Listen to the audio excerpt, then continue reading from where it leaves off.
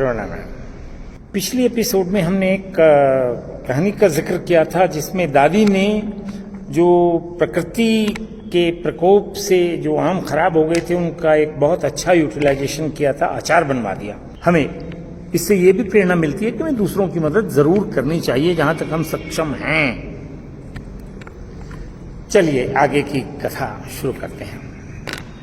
सुखबीर की जो लड़की थी, कुछ समय पश्चात उसने एक थोड़ा सा दूरी पर गांव था बहादुराबाद, वहां एक योग्य वर देख के उसकी शादी विवाह कर दिया और वो अपने घर में आनंद से रहने लगे। इधर बलबीर का जो लड़का था बड़ा, वो मिलिट्री से रिटायर होकर अपना पेंशन पर आ गया और छोटे भाई की तो कार्यकलाप जो थे वो वैसे ही रहे। बड़े भाई ने छोटे भाई को समझाया, भाई इस तरीके से तो तुम्हारा जीवन खराब हो जाएगा, शादी विवाह करना है, पिताजी की तो मृत्यु हो गई, अब तो सारी जिम्मेदारियां मेरे ऊपर हैं, अगर तुम ऐसे ही फिरते रहोगे तो तुम्हारा शादी विवाह कोई करेगा भी नहीं। तो छोटे भाई को बातें अच्छी नहीं लगती थी, बोले मैं अपने आप से कर लूंगा, मेरी परवाह मत करो ज्यादा। इधर वो जो लड़की थी सुखबीर की, वो अपने घर गृहस्थ में बड़े आनंद से रह रही थी।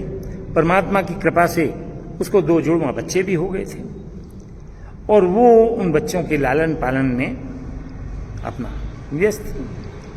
अब परमात्मा का देखिए कुछ ऐसा विधान कि उसके नसीब में बड़ी आफतें टूट पड़ी।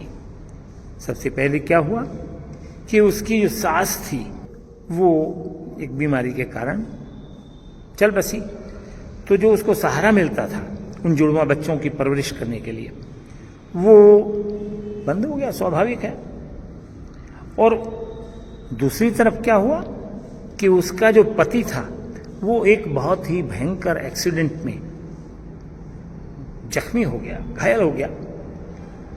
घर में बीमारी आ जाती है तो फिर तो पता नहीं क्या क्या हो जाता है, आदमी कर्जा भी लेता है सब, लेकिन उस अकेली बेचारी औरत को कौन कर्जा देता।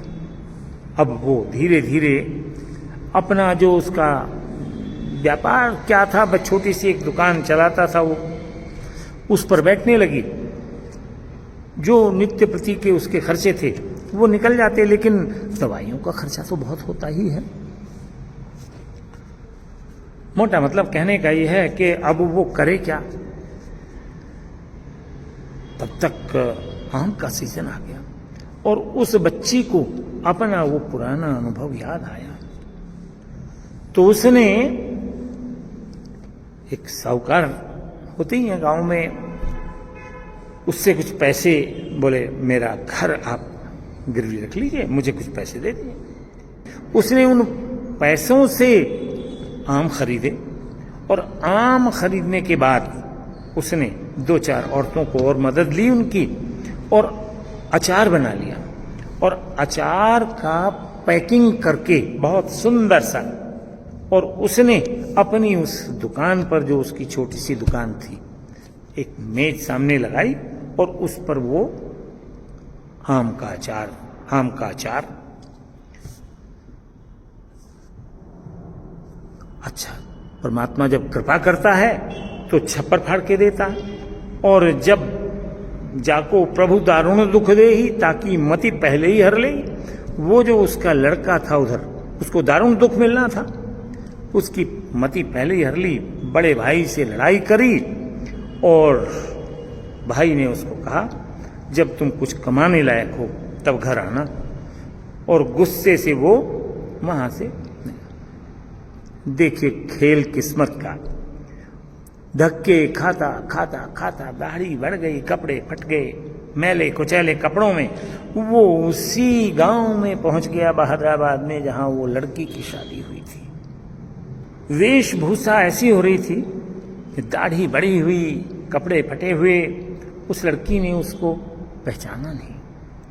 और वो उसकी दुकान पर नौकरी तो क्या करने लगा, वहां से सामान उसने कहा, बहन बहन तो वैसे भी थी, लेकिन उसने सांसारिक रूप से उसको कहा, बहन मेरे पास पैसे नहीं है देने के लिए, लेकिन मैं एक दूसरी मेज यहाँ लगा लूँ तो मैं आपके कंपटीशन में अगर इस काम को करने लगूंगा तो आपका भी अचार ज़्यादा बिक जाएगा और जो आमदनी होगी वो मैं आपको दे दूंगा, आप मुझे थोड़ा बहुत जो दे सकती हूँ। लड़की को बात समझ में आई। उसने 5, 7, 10 औरतों को और अपने जैसा इकट्ठा किया और वो जो मतलब सीजन था उसमें उसने बहुत सारे अपना जो है अचार बनवा लिए और पैकिंग करके एक गोडाउन में जमा कर लिए। धीरे धीरे धीरे धीरे धीरे धीरे एक समय ऐसा आया कि उसने देखा कि ये इसमें खराब होने लगा, तो अब क्या करे, बताने वाला भी कोई नहीं था। वो अपनी पीहर में गई और वहां दादी उससे पूछा, दादी मेरा तो ये अचार खराब हो गया। दादी ने बोला, बेटा देखो जो सरसों का तेल होता है ना वो एक तरीके का प्रिजर्वेटिव होता है। सरसों के तेल को बिल्कुल एकदम तर करके रख लेना उसमें और खराब होने से बच जाएगा। यही होते हैं दादियों के नुस्खे। लड़की आई, उसने बताया कलौंजी भी डाल देना, इसमें हींग भी डाल देना, थोड़ा टेस्टी हो जाएगा। तो उसने अपना जो है पैकिंग जो उसकी खोली थी उसमें सब चीज़ें भरी अच्छे तरीके से, और उस लड़के को जो दाढ़ी वाड़ी बढ़ी थी जिसकी उसका था तो वो भाई, लेकिन वो उसको पहचान नहीं पा रही थी उनके वेशभूषा की वजह से। उसको कहा, देखो आपसे तुम बजाय यहाँ मेरे पास में दुकान लगाने के जगह जगह दुकानों पे इसको दे के आओ और पैसे इकट्ठे करके लाओ मेरे पास। कहने का मतलब ये है कि परमात्मा उस पर प्रसन्न हुए। जो दुख देता है वो सुख भी देता है। कुछ लोग सुख आने पर दुख को भूल जाते हैं, लेकिन उसको याद रहा। उसने उस लड़के को भी बोले, भाई तू इस तरीके से क्यों रहता है? जब उसने देखा कि सही सही इसकी वेशभूषा कराई, अरे बोले तुम मेरे यहां नौकरी कर रहे थे इस तरीके से, तुमने बताया क्यों नहीं कि तुम मेरे भाई हो? खैर मोटा मतलब कहने का ये है कि जो भी हुआ वो एक तरीके का सेल्फ हेल्प ग्रुप उन्होंने फॉर्म कर लिया और अचार के साथ साथ उन्होंने नींबू, कटहल, कैरी ये सब ले लेके अपना एक व्यापार ऐसा खोल दिया। और इस व्यापार को उन्होंने क्या नाम दिया? सरला उस लड़की का नाम था और उसके पति का नाम था दिवाकर। सरला दिवाकर अचार। भगवान की कृपा कुछ ऐसी हुई कि वो जो लड़का जो दुकानों पे देख के आ रहा था, अच्छा फीडबैक मिला उसको और धीरे धीरे वो उसका अचार इस तरीके से प्रसिद्ध हो गया कि हर सीजन में उसने उस सेल्फ हेल्प ग्रुप के माध्यम से वो अचार बनाया और एक सरला दिवाकर अचार दूर दूर तक प्रसिद्ध हो गया।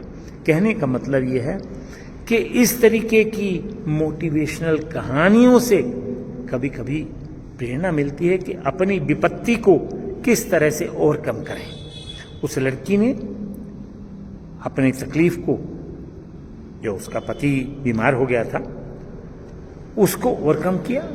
पति ठीक हो गया, भाई भी मिल गया। वो जब दूसरे भाई के पास गया वो, तब उसने पूछा, भाई तुम कहाँ थे? बोले, भाई इस तरीके से मैं तो वहाँ। शादी विवाह हो गया उसके साथ में और उसने अपनी बहन को बुलाया, बड़े अच्छे से सत्कार किया। बोले, बहन तैने इस नालायक को एक सार्थक काम पे लगा दिया, बहुत बहुत आभार। बोले, भाई बहन के बीच कोई आभार होता है क्या? ये दादी की दी हुई शिक्षा है जो मेरी तकलीफ में भी काम आई और मेरे भाई की तकलीफ में भी काम आई। और इतना ही नहीं, मैंने जो बेरोजगार औरतें थी वहां उनको बुला के एक सेल्फ हेल्प ग्रुप फॉर्म कर लिया है और समाज में इसी तरीके की सहायता एक दूसरे की करते हैं, तो एक दूसरे के सहारे से ही आगे बढ़ते हैं। अगर हम निस्वार्थ भाव से दूसरों की मदद करेंगे तो परमात्मा भी हमारी मदद करेगा। आशा है इस कहानी को आप एक प्रेरणा स्रोत के रूप में लेंगे और दूसरों को भी इसके बारे में बताएंगे कि अपनी तकलीफ को किस तरह से हम कर सकते हैं दूर। और अच्छी लगे तो चैनल को सब्सक्राइब भी करिएगा। आगे आने वाले समय में कुछ और इसी तरीके की चीज़ें मैं आपके सम्मुख रखूंगा, जिससे जो नौजवान हैं वो उन चीज़ों की मदद से अपना एक छोटा मोटा व्यापार शुरू कर सकते हैं। कहानी तो जरूर है, कहानी रोचक भी होती है, लेकिन उससे कुछ प्रेरणा लेकर अपना काम भी शुरू किया जा सकता है। मित्रों, अगर चैनल पर पहली बार हैं तो चैनल को सब्सक्राइब जरूर करें।